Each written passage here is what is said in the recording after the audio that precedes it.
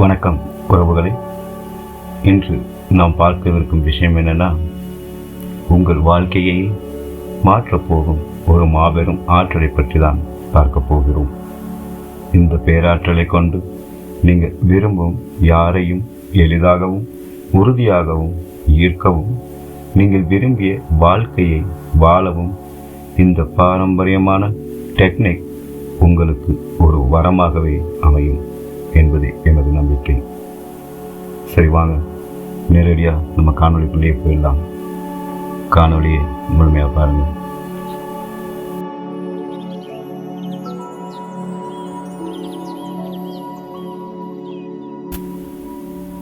Three six nine manifestation technique அப்படின்னா என்ன?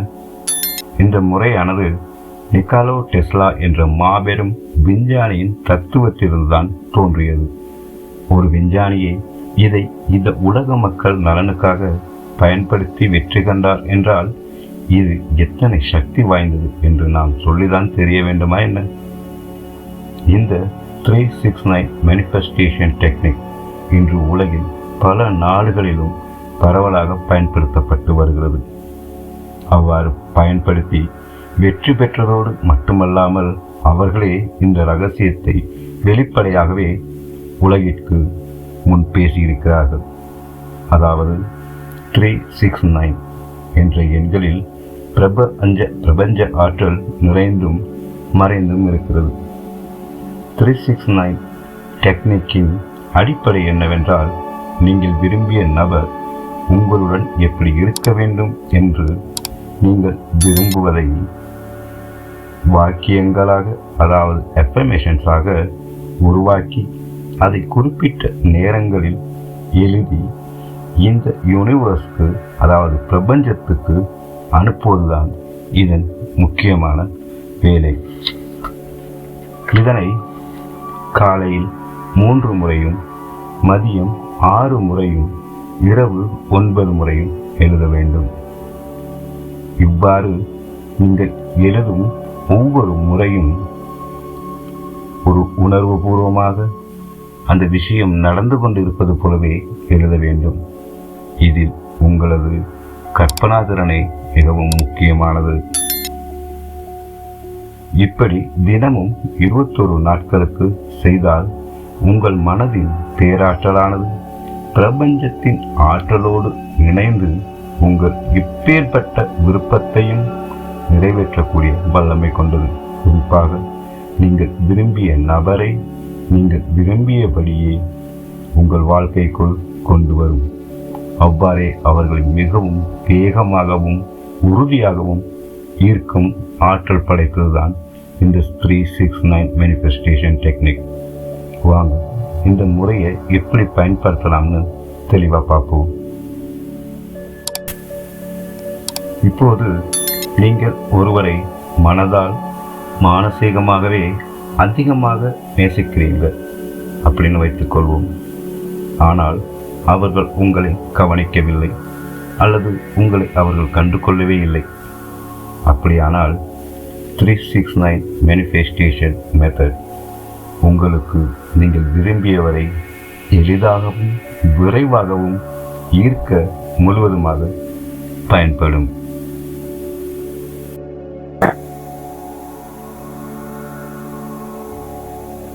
நீங்கள் யாரை ஈர்க்க விரும்புகிறீர்களோ அவர்கள் தொடர்பில் தெளிவாக இருங்கள். தெளிவாக இருப்பதோடு மட்டுமல்லாமல் உறுதியாகவும் இருங்கள். She will love me, she will love me, அல்லது அவர் எனக்கு வேண்டும், அவர் என்னை நேசிக்க வேண்டும் என எழுதக்கூடாது. உங்கள் விருப்பங்கள் நிகழ்காலத்தில் நடந்து கொண்டிருப்பதைப் போல வாக்கியங்களை உருவாக்கி எழுதி கொள்ள வேண்டும். உதாரணமாக, அவர் என்னை உயிருக்கு உயிராக நேசிக்கின்றார், நான் என் சோல்மேட்டுடன் மகிழ்ச்சியுடன் இருக்கின்றேன். இது போன்ற உங்கள் விருப்பத்தை நிகழ்கால வாக்கியங்களாக எழுதுங்கள். காலை எழுந்தவுடன் 3 முறை உங்கள் விருப்பங்களை சுருக்கமாக எழுதிக் கொள்ளுங்கள்.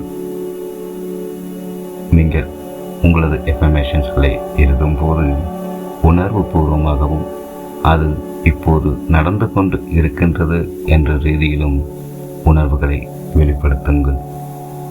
இந்த உணர்வும் உங்களது எஃபர்மேஷன்களை நீங்கள் எழுதும் போதும் ஆற்றல் ஆனது பிரபஞ்சத்துடன் மிகவும் வேகமாக இணைகிறது. காலையில் எழுதும் போது உங்கள் மனமானது மிகவும் ஃப்ரெஷ் ஆகவும் புத்துணர்ச்சியாகவும் இருக்கும். முக்கியமாக சப்கான்ஷியஸ் மைண்ட், அதாவது உங்கள் ஆழ்மனமானது ஆக்டிவாக இருக்கும் நேரம்தான் இந்த காலை நேரம். அதே போல மதியம் 6 முறை எழுதுங்கள். காலையில் எழுதிய அதே எஃபர்மேஷன்ஸ்களை, அதே விருப்பத்தை 6 முறை எழுதுங்கள். நீங்கள் ஒவ்வொரு முறை எழுதும் போதும் அது உண்மையிலேயே நடந்து கொண்டிருப்பது போன்ற உணர்வு பாவனையோடு எழுதுங்கள். மதிய நேரம் என்பதால் எனர்ஜி பேலன்ஸ்டாக இருக்கும், அதாவது பிரபஞ்ச ஆற்றலானது சமநிலையில் வேலை செய்யும். அதே போல இரவு 9 முறை இந்த எஃபர்மேஷன்ஸ்களை திரும்பவும் எழுத வேண்டும். காலையில் 3 முறை எழுதியதையும் மதியம் 6 முறை எழுதினீர்கள். இரவு 9 முறை எழுதுங்கள். காலையில் எதை எழுதினீர்களோ, மதியம் எதை எழுதினீர்களோ, இரவிலும் அதையே 9 முறை எழுதுங்கள். ஒவ்வொரு முறை எழுதும் பொழுதும் உங்களது உணர்வு ஆனது மிகவும் உறுதியாக இருக்க வேண்டும். அது நடந்து கொண்டு இருப்பதை முழுமையாக நம்ப வேண்டும். இவ்வாறு இந்த உணர்வு ஆனது பிரபஞ்சத்துடன் மிகவும் எளிதாக கலந்துவிடும். இரவு நேரம் என்பதால் இந்த பிரபஞ்சத்தோடு கலக்கும் நேரத்தை எங்களால் வார்த்தைகளால் சொல்ல முடியாது. அது சட்டென நடக்கக்கூடிய வாய்ப்பு அதிகம் இருக்கிறது. இறுதியாக நீங்கள் எழுதி முடித்த எஃபர்மேஷன்ஸ்களை உணர்வு பூர்வமாக உணர்ந்திருப்பீர்கள்.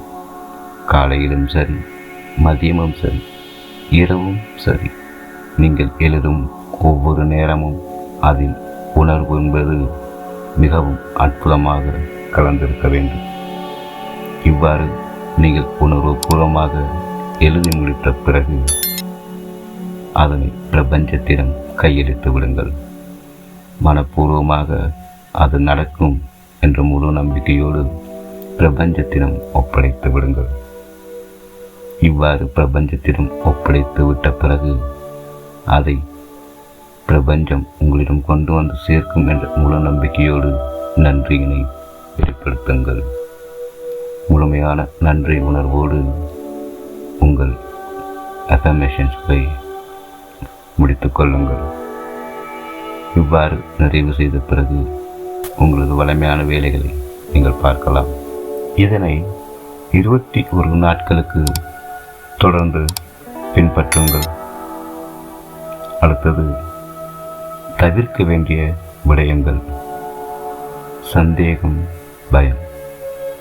இது நடக்குமா நடக்காதா என்ற சந்தேகமோ அல்லது இப்படி நடந்து விடுமோ அப்படி நடந்து விடுமோ என்ற பயமோ இருக்கக்கூடாது.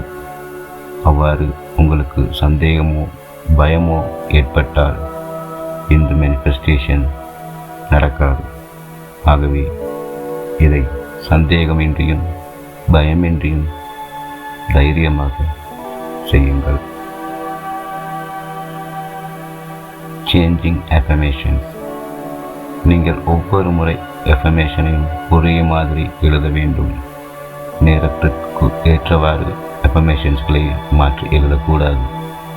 நீங்கள் முதல் நாள் எப்படி ஆரம்பித்தீர்களோ அதே அஃபர்மேஷன்ஸ்களை தொடர்ந்து 21 நாட்களுக்கும் எழுத வேண்டும். நெகட்டிவ் தாட்ஸ், எதிர்மறை எண்ணங்கள்.